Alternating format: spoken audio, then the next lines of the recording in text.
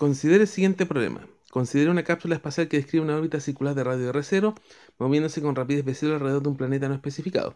Súbitamente su cohete de impulsor se enciende momentáneamente de modo que su velocidad aumenta hasta un valor alfa 0 con alfa mayor que 1. A. Calcula en términos de R0 y V0 el valor del producto Gm, donde G es constante de gravitación universal y M la masa del planeta.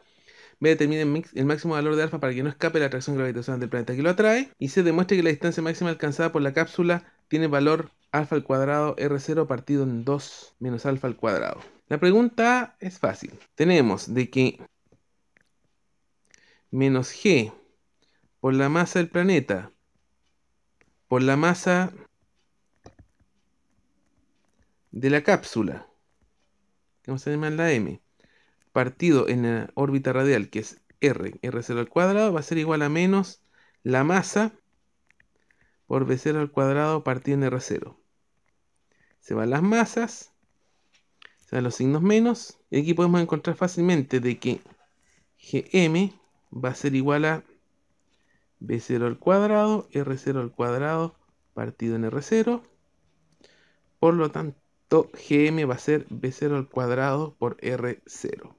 Y con esto se contesta fácilmente la pregunta A. Lo siguiente, se nos pide el máximo valor de alfa para que no escape la atracción gravitacional del planeta. Ahora la cápsula va a tener una velocidad alfa V0. Por lo tanto, su energía total va a ser un medio de la masa por alfa V0 al cuadrado menos G por M por la masa de la cápsula dividido en R.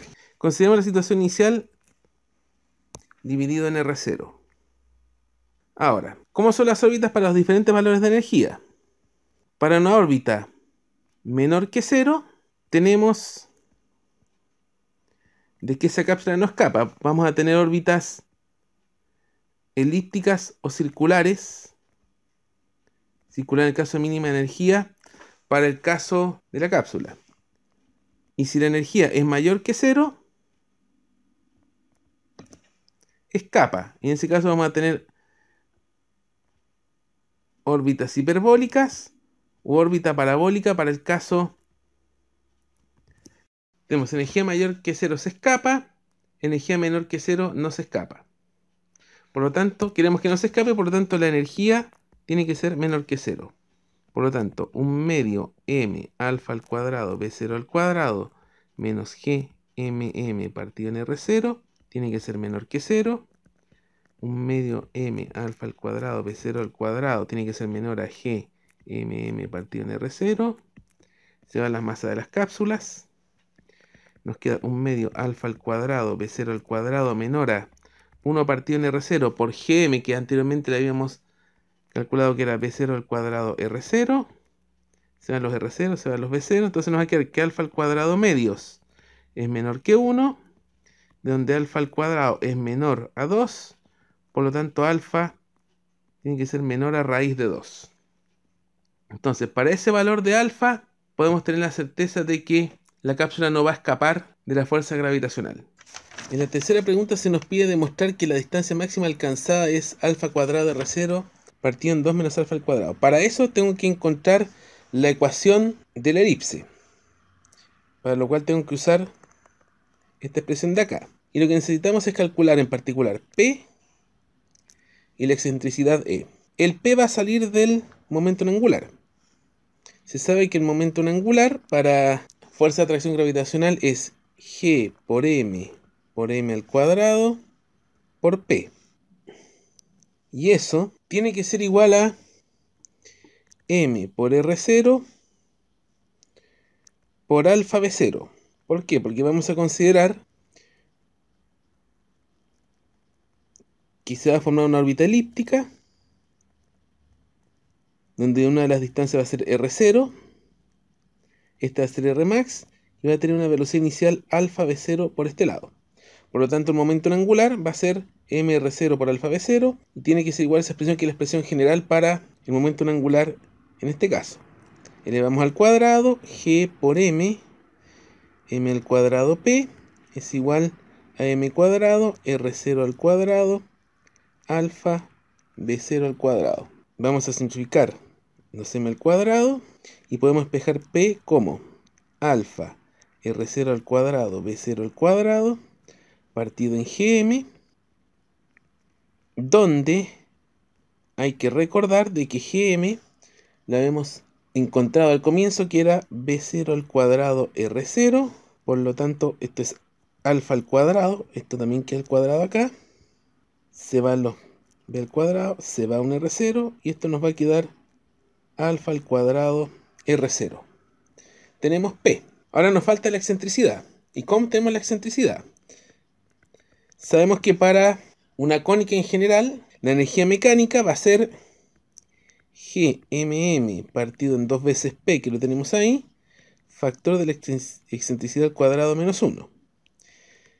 Y la energía mecánica la tenemos calculada de antes, que va a ser MB0 al cuadrado del desarrollo entero, alfa al cuadrado medios menos 1, es igual a GMM partido en 2P, epsilon cuadrado menos 1. Podemos simplificar las m's. Nos va a quedar B0 al cuadrado, alfa al cuadrado medios menos 1, igual a GM, que sabemos que es B0 al cuadrado por R0 del desarrollo anterior, dividido en 2 veces P, pero calculamos anteriormente, alfa al cuadrado R0 por epsilon cuadrado menos 1, se va los B0 al cuadrado, se va este R0, y aquí nos va a quedar que epsilon cuadrado menos 1 sería 2 alfa al cuadrado, factor de alfa al cuadrado medios menos 1, epsilon cuadrado menos 1 nos daría alfa a la cuarta menos 2 alfa al cuadrado. Y aquí podemos hacer lo siguiente, epsilon al cuadrado nos va a quedar alfa a la cuarta menos 2 alfa al cuadrado más 1, y aquí justamente nos queda un trinomio cuadrado perfecto, que sería alfa al cuadrado menos 1 al cuadrado.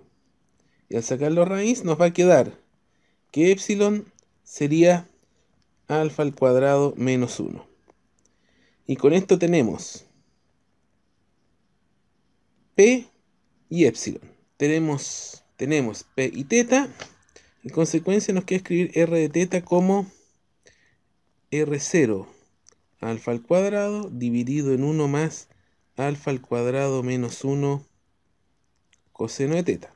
Para comprobar, el R mínimo es R para teta igual a 0, que sería R0 partido en alfa al cuadrado, factor de 1, coseno de 0 es 1, por lo tanto nos quedaría 1 más alfa al cuadrado menos 1, nos quedaría R0 alfa al cuadrado partido en alfa al cuadrado igual a R0, que calza con la órbita inicial de la cápsula.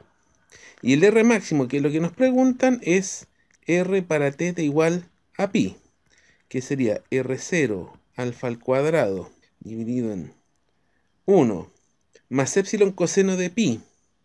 Coseno de pi es menos 1, por lo tanto esto nos quedaría menos el epsilon, que es alfa al cuadrado menos 1.